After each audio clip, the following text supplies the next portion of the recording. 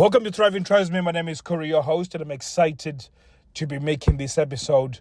Within the Thriving Tribesmen world, one of the quickest ways of changing a sexless relationship has to be operating in dominance. And when you operate in dominance, we're talking about three traits that you have to have in order for your partner to feel attracted towards you. And the first one is you got to have the ability to protect, or at least she has to believe that you have the ability to protect her and the family and protect the children. When she has that feeling, she will feel a sense of safety, a sense of comfort, which will reduce any anxiety and depression or any other ill negative feeling. When that subsides, it gives her the opportunity to feel attraction towards you. And again, this is the same when it comes to strategic thinking. Now, last week, in fact, a few days ago, I made an episode regarding what that looks like in terms of ability to protect, and the scenario that played out for me when I was in a restaurant where I had to show the ability to protect, which then built trust towards me and allowed my partner to feel attraction towards me.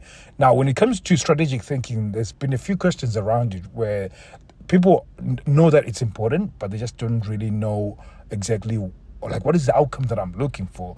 And really, again, it's the same thing where you are building trust or rebuilding trust within your leadership. So she needs to know that in terms of decision making, you're going to be making decisions that are in aid or in benefit of the family or in benefit of your relationship. And those outcomes are the ones that, if you code them correctly and they are collaborative. Now, this is also one thing you put out here as a caveat, is that you can make decisions, but if there's now consistency that these decisions are self-serving over a period of time, this now really discredits everything that you're saying as a leader. Whereas if those decisions that you're making are for collaboration and allowing the betterment of the family, betterment of your relationship, and the collaborative type of decisions, this will build trust over a period of time. And she starts trusting your leadership. Again, same thing happens. When she starts trusting your leadership, she feels like she doesn't have to make decisions. She's leaving decisions to make, that you make correct decisions. And therefore, it allows her to feel attraction towards you. So you're almost replacing negative emotions, or at least allowing those to subside in her. And then by those emotions subsiding, it allows you to actually start getting it to feel attraction towards you. So this is why it becomes very important to do so. And I was watching a video, and I want to screen record this video so I can react to it, so people can actually see what I'm talking about, where Novak Djokovic is one of the greatest tennis players that's ever lived. And they were playing, I think this is called the Davis Cup, where this is like an international World Cup for tennis. So he was playing doubles, and it was mixed doubles, where he was playing with a lady who's from, I think he's from Serbia. And they were playing against China. Now, Novak is really, really popular in China. And they, from a cultural standpoint, if they're going to get defeated, they would have wanted a respectable defeat, but they absolutely humiliated this couple from China. And it was such a brutal win for Djokovic and his teammate that when the reporter was speaking to him, he said, you know what, you've got a good following with people in China. Is there anything that you would like to say? Or in fact, could you say something for the people in China? It was a Happy New Year at the time. Can you say Happy New Year to them just to soften the blow for them losing? And then she goes on to say, these are the two words that you need to say in Chinese in order for those people to feel good. And Novak goes, oh yeah, no problem. And instead of just saying Happy New Year, he went on to say in Chinese, Happy New Year. Thank you very much for the following that you've done for me. I love you guys as the fans, and I hope that, something along those lines. And everybody was shocked, like, what the hell?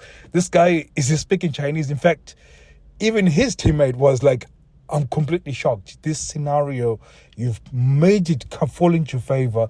You've allowed people to trust you because you actually care about us. Well, this is what you're trying to convey, that I care about you guys so much that I'm willing to learn additional words. And you've got to think about this, that this guy knew that he was going to be in a situation where he's going to upset his fans. So he made a point to go and learn a few words of whatever, to encouragement in terms of communicating to his audience, and he did so. And this is what I'm talking about. He thought about the outcome way before the events played out. So, and again, he just found himself prepared to build trust again, or rebuild trust. So he knew that he was going to crush trust, and then all of a sudden he had something in place to rebuild trust again. And I thought that was really powerful from a strategic thinking perspective. And I hope this gives you a good picture of what I'm talking about in strategic thinking, and how that looks like you can implement this within your relationship when you can build trust from that, or use it as a mechanism to rebuild trust, or to rebuild trust or build trust in your leadership. One of those things, it becomes a very critical piece in the attraction side of your relationship. So she feels attracted towards you because she feels like she can follow. In fact, a lot of your women or your wives, they want to follow, but they never feel safe enough to let go. So they feel there's a lot of friction within your relationship because she feels the need to lead. And some of you guys, you've put her in leadership because you thought, if I allow her to make decisions, then therefore she will most likely feel attracted towards me, because I'm reducing the friction within the relationship. Because a lot of it is going to be you making decisions, and those decisions just going to be against those decisions because you might not see the bigger picture, and you have to stick with it and you have to embrace the friction. And this is one of the things that becomes very important when it comes to the strategic thinking side of things, is that 9 times out of 10, those decisions that you make, she's going to challenge you on whether that's important. And some of you might lack the conviction to make those decisions, and that lack of conviction forces it then to now make that decision for you, and then you lose ground when it comes to her trusting you as a leader, and therefore she's not going to want to sleep with you because she doesn't trust the fact that you are a leader. So it's very, very important, guys, when it comes to strategic thinking within the dominance framework, you have to understand that this is really allowing you to build trust in your leadership, and it has to be that whatever you're doing, that outcome shouldn't be self-serving, but it should be something that is collaborative, is allowing you to demonstrate that everything that you're doing is in favor of the family, in favor for your relationship, and so on and so forth. So thank you very much, guys. We'll be seeing you guys soon. Take care.